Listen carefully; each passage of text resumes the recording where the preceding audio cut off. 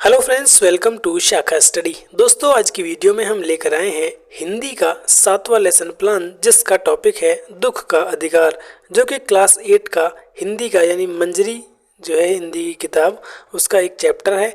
ठीक है, तो सबसे पहले आपको पाठ योजना संख्या, उसके बाद विषय, कक्षा, वर्ग, दिनांक, स्कूल और कालांश आपको उसी टाइम पर फिल करने हैं जब आपको अलॉट कराए जाएंगे। फाइल बनाते टाइम आप इन्हें खाली छोड़ देंगे। उसके बाद आपको टॉपिक डालना है, तो टॉपिक है दुख का अधिकार।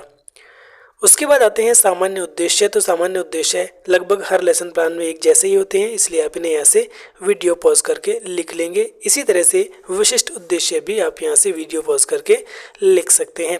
उसके बाद पूर्व ज्ञान, छात्र छात्राएं सुख दुख के विषय में सामान्य जानकारी रखते हैं और सहायक सामग्री में चौक, डस्टर, रूलर, बोर्ड, संकेतक, चार्ट आदि यानी जो भी चीज़ें हम पढ़ाने के दौरान यूज़ करते हैं उन सबको यहाँ पर लिख देते हैं। उसके बाद आता है लेसन प्लान का मोस्ट इम्पोर्टेंट पार्ट यानी प्रस्तावना कथन, जहाँ पर हम इंट्रोडक्टरी क्वेश्चंस पूछते हैं यानी प्रस्तावना प्रश्न पूछते हैं। तो शिक्षण बिंदु में प्रस्तावना कथन, जिनका शिक्षण उद्देश्य है पूर्व ज्ञान को नवीन ज्ञान से जोड़ना। उसके बाद छात्र अध्यापक क्रिया में कुछ प्रश्न पूछे जाएंगे और छात्र उनका जवाब देंगे। पहला प्रश्न है, आपके परिवार में कौन कौन रहता है? तो बच्चे बताएंगे, हमारे परिवार में मम्मी पापा, भाई बहन, दादा दादी रहते हैं। प्रश्न नंबर 2, हमें अपने बड़ों से कैसा व्यवहार करना चाहिए? तो हमें अपने बड़ों के साथ अच्छा व्यवहार करना चाहिए या फिर उनकी आज्ञा का पालन करना चाहिए। प्रश्न नंबर 3, यदि आप बड़ों की आज्ञा का पालन नहीं करते तो क्या होता है? तो बड़ों की आज्ञा का पालन न करने से वह दुखी होते हैं। तो दुख का अधिकार कहानी के विषय में आप क्या जानते हैं? तो छात्र यहाँ पर निरुत्तर हो जाएंगे या फिर अस्पष्ट उत्तर देंगे और ये विधि आपकी प्रश्नोत्तर विधि हो जाएगी। उसके बाद शिक्षण बिंदु में आता है उद्देश्य कथन, जिसका शिक्षण उद्देश्य है छात्रों का ध्यान प्रकरण बिंदु पर केंद्रित करना। उसके बाद छात्र अध्यापक बोलेंगे कि छात्रों, आज हम दुख का अधिकार कहानी के विषय में विस्तार पूर्वक अध्ययन करेंगे और ये विधि आपकी कथन विधि हो जाएगी। उसके बाद शिक्षण बिंदु में आता है दुख का अधिकार यानी जो कहानी है, अब जो यानी जो चैप्टर का नाम है उसको लिखना है। तो छात्रों को दुख का अधिकार कहानी से अवगत कराना। इसके बाद इसका व्याख्यान। तो हिंदी का लेसन प्लान जो होता है वो थोड़ा सा डिफरेंट होता है बाकी लेसन प्लान से।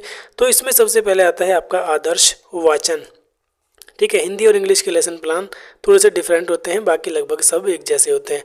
तो आदर्श वाचन में देखिए क्या आता है, छात्र अध्यापिका छात्रों को शुद्ध शब्द, शुद्ध उच्चारण, विराम चिन्हों तथा उचित आरोह अवरोह के साथ प्रस्तुत गद्यांश का आदर्श वाचन करेंगी।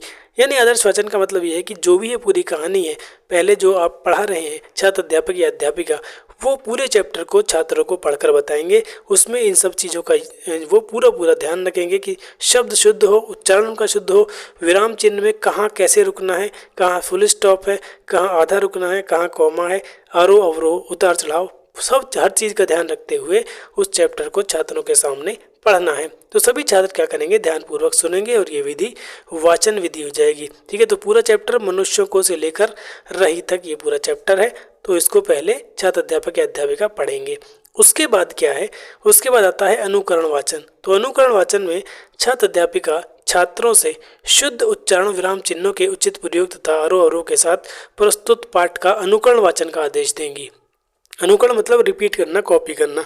यानी पहले तो आपने पढ़ के सुना दिया, अब छात्रों से पढ़वाना है। तो सभी छात्र प्रस्तुत गद्यांश का अनुकरण वाचन करेंगे और ये विधि आपकी अनुकरण मतलब वाचन विधि हो जाएगी।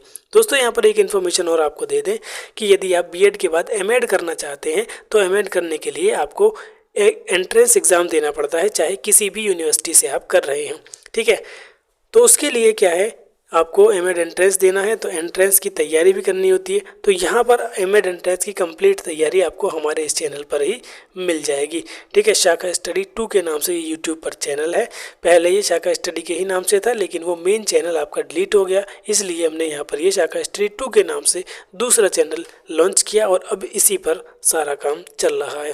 ठीक है, तो लिंक डिस्क्रिप्शन में भी दिए हुए हैं, आप जाकर देख सकते हैं, या फिर प्लेलिस्ट में जाकर भी आप एमएड से रिलेटेड जो भी मटेरियल हमने अपलोड कर रखा है उसे देख सकते हैं। उसके बाद आता है शिक्षण बिंदु में शुद्ध उच्चारण। तो छात्रों के शब्दकोश में शुद्ध उच्चारण की वृद्धि करना। तो पूरा जो चैप्टर है मनुष्यों को से लेकर रही तक, जब छात्र उसको पढ़ेंगे तो उसमें कुछ क्या है, अशुद्ध उच्चारण उनकी ओर से होंगे। ठीक है, तो अध्यापिका क्या करेंगी, उच्चारण संशोधन करेंगी। छात्र अध्यापिका पाठ में आए कठिन शब्दों को श्यामपट्ट पर लिखकर छात्रों द्वारा बोले गए अशुद्ध शब्दों का शुद्ध उच्चारण करेंगी।